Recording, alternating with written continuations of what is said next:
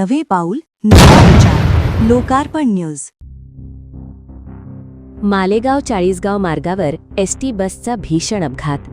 मालेगाव चाळीसगाव रोडवर आज सकाळी 10:30 वाजेच्या सुमारास एसटी बस आणि आयशर ट्रकची जोरदार धडक झाली.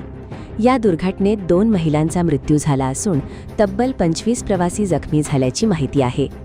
मिळालेल्या माहितीनुसार मालेगावहून चाळीसगावच्या दिशेने जाणाऱ्या एसटी बसची समोरून येणाऱ्या आयशर ट्रकसोबत धडक झाली. अपघातानंतर घटनास्थळी एकच गोंधळ उडाला. स्थानिक नागरिकांनी तातडीने मदतीसाठी धाव घेत जखमी प्रवाशांना जवळच्या शासकीय आणि खाजगी रुग्णालयांमध्ये उपचारासाठी दाखल केले.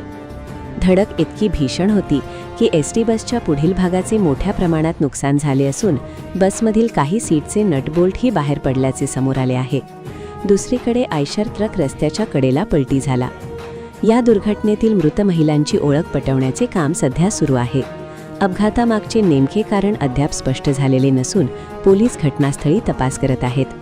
जखमींवर रुग्णालयात उपचार सुरू असून या घटनेचा पुढील तपास पोलिसांकडून केला जात आहे.